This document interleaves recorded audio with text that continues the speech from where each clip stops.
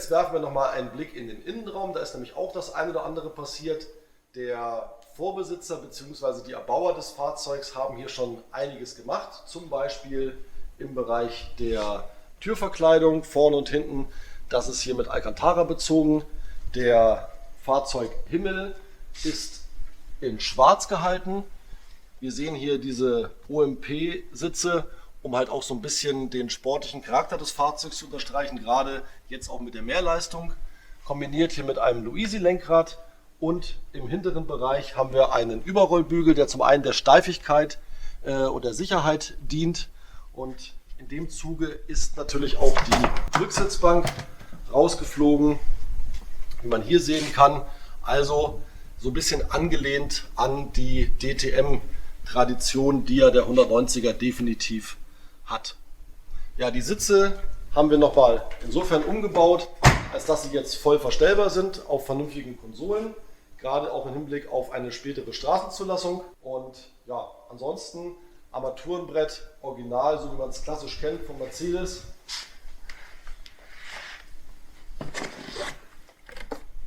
Ich zeige hier nochmal den Drehzahlmesser. Der schlägt natürlich jetzt aus. Das kennen wir ja schon von den Linkssteuergeräten. Das ist also eine klassische Sweep-Funktion, die man hier programmieren kann. Die rote Lampe hier ist auch nachgerüstet. Das ist eine Motorkontrolllampe, die das Fahrzeug serienmäßig nicht hat. Das heißt, das Steuergerät kann jetzt auch entsprechend dem Fahrer signalisieren über Blinkcodes bzw. über diese rote Lampe hier, wenn zum Beispiel Temperaturen irgendwo außerhalb der Range sind oder ähnliches, und da auf eine Fehlfunktion aufmerksam machen. Jetzt sind wir einmal im Auto, um euch natürlich auch zu zeigen, wie das Ganze so fährt und vor allem auch, wie alltagstauglich das hier wirklich ist. Wir haben hier natürlich auch wieder unsere Zusatzfunktionen, wie zum Beispiel Launch Control und auch den Map bzw. Boost Switch, also die zwei verschiedenen Leistungsstufen. Hier finde ich persönlich ganz cool realisiert über die originalen Schalter, die wir hier im Auto schon haben. Das ist einmal hier für die Heckscheibe.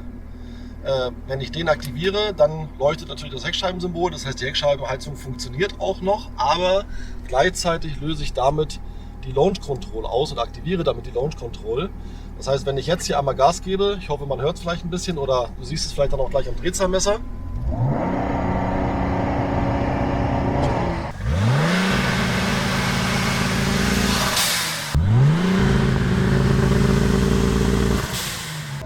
So kann ich also im Stand schon Ladedruck aufbauen, wenn ich zum Beispiel mal schnell beschleunigen möchte.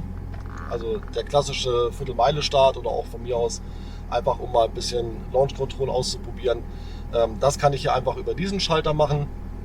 Und unser Boost Switch, den haben wir hier auf der anderen Seite einmal untergebracht.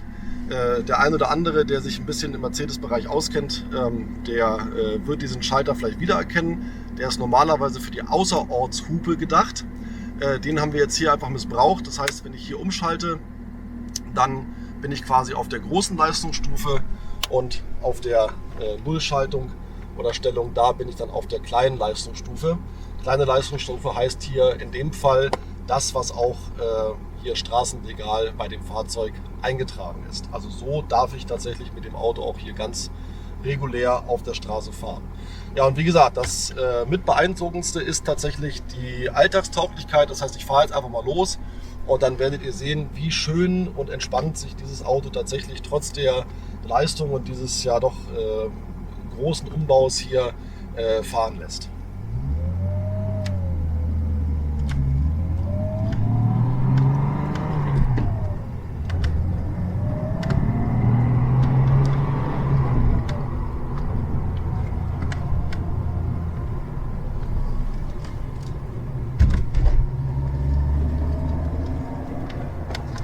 Ja, ein ganz wichtiger Punkt, den wir hier bei diesem Umbau auf jeden Fall umgesetzt haben wollten, was man leider ganz oft bei anderen Umbauten sieht, das ist hier die Funktion des Tachos bzw. der Instrumente.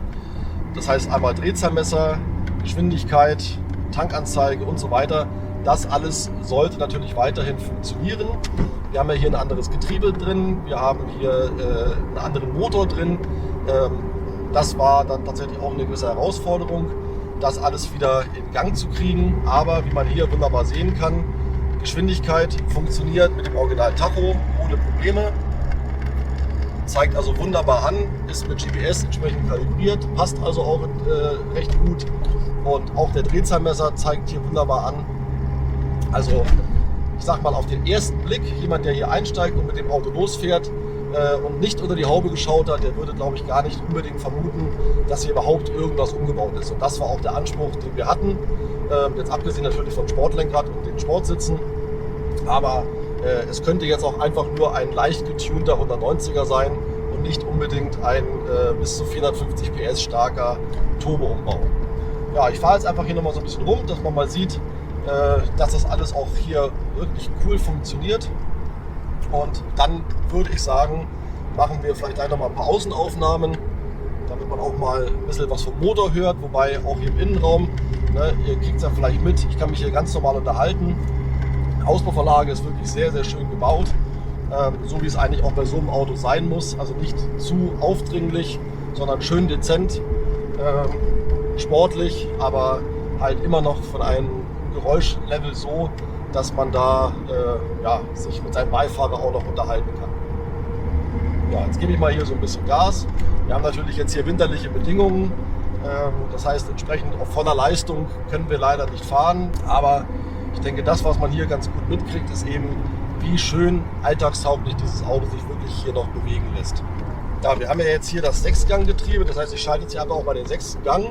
Bin also bei einer Drehzahl so von knapp über 1000 Umdrehungen. Man kann also auch hier einfach Gas geben, das Auto ruckelt nicht, das Auto zuckt nicht. Das macht er einfach so mit, bei 3 Liter Hubraum natürlich auch gar kein Problem, aber halt auch entsprechend sauber abgestimmt.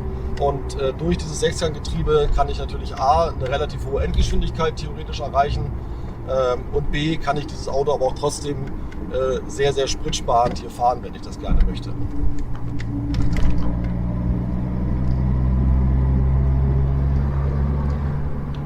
Ja, mit diesen Fahreindrücken sind wir auch schon wieder am Ende unseres Videos angekommen. Mir bleibt noch zu sagen, ich habe es ja am Anfang kurz angeteasert, das Auto hat jetzt tatsächlich eine offizielle Straßenzulassung, kann also so mit der Leistung eingetragen jetzt 328 PS im Straßenverkehr bewegt werden. Und wir können uns an der Stelle noch mal ganz herzlich beim Kunden für sein großes Vertrauen bedanken, dass er den Weg aus der Nähe von Dortmund hier zu uns auf sich genommen hat. Ich denke, er wird zufrieden sein. Wir werden dieses Auto sicherlich in Zukunft noch mal sehen. Und wenn euch der Content gefallen hat, dann schreibt das gerne in die Kommentare. Wir werden, denke ich, in diesem Bereich auch weitermachen. Es ist ein klassisches Underground-Racing-Thema, ein altes Auto hier aus den 80er, 90er Jahren wieder in die Neuzeit zu holen, über modernes Steuergerät mit allen Funktionen, die heute die Technik so zu bieten hat.